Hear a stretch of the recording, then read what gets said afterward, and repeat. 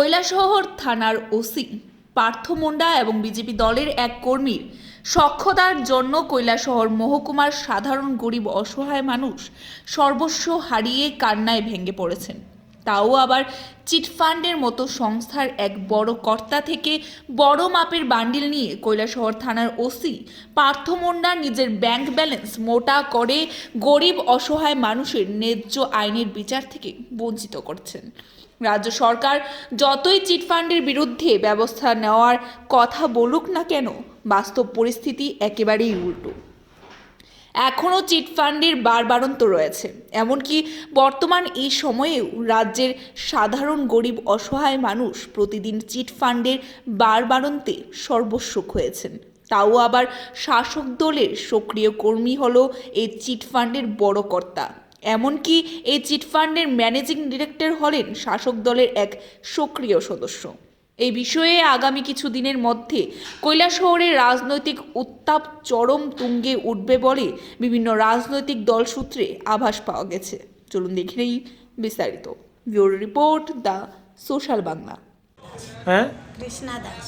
তো কি হয়েছে ঘটনাটা? এটা ওই মনোজ দেব নামে একটা ছেলে তাইনে কইছে ওই মা ভ্যারাইটিস নিয়ে একটা ব্যবসা আরম্ভ করছে। তাই আমরা লকডাউন মোমেন্টে আমরা কিছুটা হেল্প করবো, 1000 টাকা আমরা দিতে লাগবো প্রতি 21 দিন পর পর। আমরা অনেক দিদিরা এখানে জয়েনিং হয়েছি, কয়েকটা সপ্তাহ তাইনে চালাইয়া গেছে আমরা কিস্তিগুলা। তারপরে তো আমরা লক্ষ লক্ষ টাকা মারিয়া ওই জয়েনিংয়ে টাকাটা মারিয়া দেবে বইয়া রয়েছে। কোন কোন জায়গার মানুষের থেকে নিয়েছে? ইয়ার ধর্মনগর আছে, কৈলাসহরের আছে, কমলপুর আছে, জুড়িছড়া আছে, বিভিন্ন জায়গার। মনোজ কি টাইটেল? মনোজ দেব। মনোজ দেব মা ভ্যারাইটিসের কি? এটা ইয়া কইছে ম্যানেজার। ও, তো আপনারা কি চাইতেছেন? আমরা চাইতেছি আমরা আসল টাকাটি আমরা যাতে ফেরত দিই। তো এই বিষয় নিয়ে কি কৈলাসহর থানাতে বা কোন থানাতে মামলা করছিলেন? করছে। তো কি কইছে পুলিশ? কেন আমরা ন্যায্য কোনো বিচার পাইছি না। পুলিশের কাছে মানে কথাবার্তা হয়েছিল? হয়েছে। কি কইছে পুলিশ? পুলিশ তো আপনারা কয় তা আপনারা কেস করিয়া কিতা করবেন, আপনারা কেস করিয়া টাকা পাইবেন নি, আপনারা টাকা ডালতে পারবেন নি। তাই নিয়ে তো অনেক টাকা ডালতে পারবো, উকিল আনতে পারবো বাইরে থেকে, আপনারা তো পারতেন না। তারপরে আমরা অনেক পার্টির নেতা এরা আছে, দাদারার কাছে গেছি, আমরা সবার কাছে গেছি, আমরা কোনো কালারিং চাইছি না, সব দাদারার কাছে গেছি একটা ভালো পরামর্শ লওয়ার লাগিয়া। শেষ পর্যন্ত আইয়া ওই বিরোধী না যে তাইনের কাছে আমরা কিছু ভালো পরামর্শ পাইছি, তাইনের কথায় কেস করছি, কেস করিয়া এখন। তো আজকে আপনারা কংগ্রেস দলের কাছে আইছেন, এর আগে কি ধরেন সিপিএম দল কিংবা বিজেপি দল কিংবা তৃণমূল দল গেছিলেন? সব দলের কাছে গেছেন? তারা কই এটা তো একটা বাটপার, আপনারা কিতা বুঝিয়া ঢুকছেন। হাসাহাসি করে তারা উড়াই দিচ্ছে। তো এই ক্ষেত্রে পুলিশ কি আপনাদের কোন সময় দেখাইছে? আপনাদের সামনে মনোজকেও কি দেখাইছিল? আইসে মনোজে একবার আনছে থানাতে, আনার পরে লিখিত দিছে, 1 মাসের সময় নিছে আমরা রাস্তাকে টাকা দিব 1 মাস পরে, এরকম লিখিত হয়েছে। হওয়ার পরে তো তাই না দেখা পাইছি না। মানে মনোজ নিজে স্বীকার করছে 1 মাসের মধ্যে দেবো পুলিশের সামনে? পুলিশের সামনে লিখিত হয়েছে, তারপরেও দিছে না। 1 মাস পরে আবার আমরা আইসি থানাতে জিরেছি, তারা আবার আরও 1 মাসের সময় লইছে। 2টা মাস আমরা গত হয়ে গেছে গিয়া। এখন শেষ পর্যন্ত ওই কংগ্রেস পার্টিতে আইসি এখানে। তো যখন 1 মাস গেল, আবার 2 মাস গেল, তো তারপরে পুলিশের কাছে গেছিলেন? গেছে। কি কয় পুলিশ? পুলিশের কী করবো, হেতো বাড়িতে নাই, আমরা তো যাইবো, আমরা যাইয়া তো পারি না, এখন বাড়িতে নাই। ইনচার্জ এই ধরনের কথা যদি কইয়া থাকে তাইনের কাছ থেকে এই ধরনের কথা কাম্য না। মানুষ অভিযোগ নিয়ে থানাতে জমা দেওয়ার অধিকার আছে, অভিযোগটার সত্যতা যাচাই করা এবং মামলা নথিভুক্ত করা ওনার কাজ। এই ধরনের কথা ওনার কাজের বাইরে, এটা মিসকন্ডাক্টের সমান। পুলিশের ডিসিপ্লিন ফোর্সের কাছ থেকে ইনডিসিপ্লিন কথাবার্তা অ্যামাউন্টস টু মিসকন্ডাক্ট। দ্বিতীয়ত আমি মহিলাদেরকেও শুনলাম, জেলা সভাপতিকেও শুনলাম এবং মামলার কাগজখানাও দেখলাম। এখানে 2টা ভারতীয় দণ্ডবিধির 2টা ধারাতে মামলা রুজু করা হয়েছে, 409 এবং 420। দুটাই নন বাইলেবল এবং আপোষ অযোগ্য। আমি জানি না, মহিলাদের এই মা বোনদের কাছ থেকে শুনলাম যে বিবাদী মনোজ দেবকে থানায় ডেকে নেওয়া হয়েছে তারপর ও 1 মাসের জন্য লিখিত দিয়েছে, 1 মাস গেল, 2 মাস গেল, টাকা ফেরত দেয় নাই। থানা কর্তৃপক্ষ কোনোভাবেই এই মামলাকে আপোস করতে পারেন না, এটা আদালতের এখতিয়ারভুক্ত। তো যে জায়গাতে আপোস হয় নাই সে জায়গাতে officer in-charge Kailashahar police station non bailable ধারার মামলা রুজু করার পর তাকে ছেড়ে দেওয়েন, এর পিছনে কি স্বার্থ লুক্কায়িত থাকতে পারে সেটা উনি জানেন, বিবাদী জানেন। নামে একটা চিট ফান্ড, সেই চিট ফান্ডের মাধ্যমে কৈলাসহর, চণ্ডীপুর, ফটিকরায়, কমলপুর, ধর্মনগর এবং কাঞ্চনপুর এলাকার গরিব অংশের মহিলা যারা বন্ধন থেকে ঋণ নিয়ে স্বাবলম্বন হওয়ার জন্য কাজ করতেন, লকডাউনের কারণে তাদের কিস্তিগুলা সঠিক সময়ে পরিশোধ করতে না পারায় এই সুযোগকে কাজে লাগিয়ে মা ভ্যারাইটিসের ম্যানেজিং ডিরেক্টর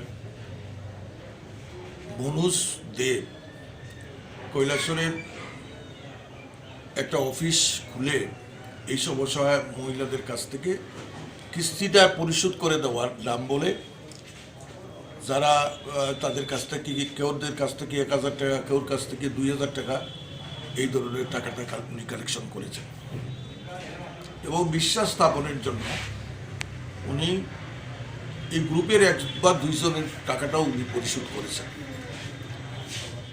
কিন্তু দেখা গেছে এটা একটা চেইন মার্কেটিং।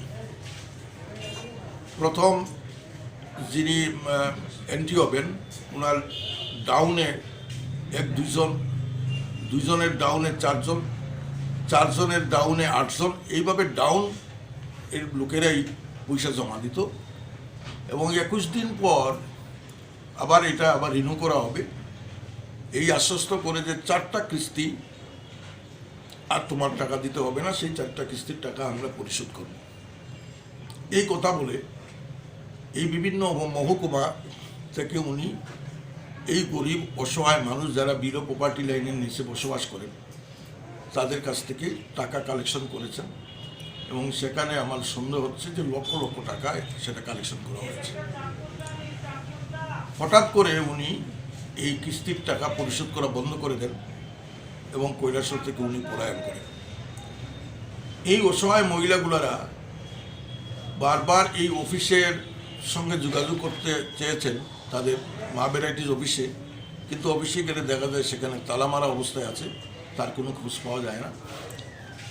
ওরা পুলিশের সঙ্গে যোগাযোগ করেছেন। ওনাদের বক্তব্য থেকে আমরা জানলাম যে বিভিন্ন রাজনৈতিক দলের সঙ্গে ওনারা যোগাযোগ করেছেন, কিন্তু কোনো রাজনৈতিক দলের লোকরাই তাদেরকে কোনো সাহায্য করেননি। শেষ অবধি ওনারা আমাদের প্রিয় নেতা বিরোধী সিনহার সঙ্গে যোগাযোগ করেন। বিরোধী সিনহার আশ্বস্তর কারণে ওনারা একটু ভরসা পান এবং উনি পুলিশের সঙ্গে কথা বলেন, এসপি সাহেবের সঙ্গে কথা বলেন, ওসি সাহেবের সঙ্গে কথা বলেন এবং কথা বলে একটা পুলিশ স্টেশনে একটা মামলাও করেন। কিন্তু মামলা করার পর পুলিশ একবার উদ্যোগ নিয়ে সেই মনুষ্কান্তি দেবকে পুলিশ স্টেশনে এনে সব মহিলাদেরকে ডেকে সেখানে পুলিশের উপস্থিতিতে একটা লিখিত একটা চুক্তি হয় যে 1 মাসের মধ্যে ওনারা বলছেন আমাদের লাভের কোনো টাকার প্রয়োজন নেই, আমরা যে আসল যে টাকাটা জমা দিয়েছি সেই টাকাটা যাতে আমাদের পরিশোধ করা হয়, কারণ ওনাদের যে ডাউনকৃত লোকরা তাদেরকে খুব প্রেশারাইজ করছেন। তখন সেই 1 মাসের মধ্যে টাকা ফেরত দিব বলে পুলিশের কাছে একটা লিখিত দিয়ে আসে। পুলিশের কাছ থেকে কোনো স্পষ্ট আশ্বস্ত ওনাদের কাছ থেকে পাচ্ছেন না, যার কারণে আজকে আমরা বিরোধী সিনহার নেতৃত্বে জেলা পুলিশ সুপারের সঙ্গে আমরা দেখা করতে গিয়েছিলাম, কিন্তু মাননীয় মুখ্যমন্ত্রী আসছেন কুমারঘাটে, যার কারণে পুলিশ এসপি এবং এডিশনাল এসপি ওনারা কুমারঘাটে চলে গেছেন। ওনার বর্তমানে আমরা এসডিপি সাহেবের সঙ্গে কথা বলেছি। সে সময় আমাদেরকে আশ্বস্ত করেছিলেন যে ত্রিপুরা রাজ্যে বামফ্রন্টের সমলে সরকারের সময় প্রচণ্ড চিটফান্ডের গজিয়ে উঠছে। তার মধ্যে একটা অন্যতম ছিল লোকদের চিটফান্ডের বিরুদ্ধে আইনি ব্যবস্থা গ্রহণ করে তাদের সমস্ত টাকা ফেরত দেওয়ার ব্যবস্থা করা হবে এবং কোনো ধরনের চিটফান্ড যাতে এই ত্রিপুরা রাজ্যে ব্যবসা করতে না পারে তার জন্য ওনারা আইন তো বিহিত ব্যবস্থা নেবেন। কিন্তু রাম আমলেও দেখছি, আগে বাম আমলে ছিল চিটফান্ড, এখন রাম আমলেও আবার চিটফান্ড শুরু হয়ে গেছে এবং যারা চিটফান্ডের কর্মকর্তা তাদের কাছ থেকে আমরা শুনলাম যে এই মনোজ দেব সে নিজেকে ভারতীয় জনতা পার্টির একজন বলিষ্ঠ লোক বলে দাবি করে। উনি বলছে আমার বিরুদ্ধে আইনত ব্যবস্থা গ্রহণ করতে গেলে আমার পার্টির লোক আমাকে বাঁচাবে, তোমরা আমাদেরকে কিছু করতে পারবে না, আমি প্রয়োজন হলে হাইকোর্ট থেকে উকিল আনতে পারবো, তোমরা গরিব মানুষ উকিল আনতে পারবে না। এই ধরনের তাদের সঙ্গে প্রতারণামূলক কিছু সংখ্যক কথাবার্তা উনি বলেছেন। আমরা যদি এই প্রতারিত লোকগুলার টাকার ফেরতের ব্যবস্থা করা না হয় এবং পুলিশ প্রশাসন যদি আইনি ব্যবস্থা গ্রহণ না করে, তা আমরা আগামী দিনে একটা বৃহত্তর আন্দোলন সংগঠিত করার চেষ্টা আমরা করব। এবং আজকে আমরা কথা বলে একটা ডিসিশন নিয়েছি যে আগামী বৃহস্পতিবার সমস্ত মহিলাকে নিয়ে কৈলাসহরের পুলিশ স্টেশনে আমরা যাব ডেপুটেশনে। যদি দেখা যায় সেখানে পুলিশের তরফ থেকে ইতিবাচক পদক্ষেপ না পাই, থানার সামনে আমরা ধর্নায় বসব।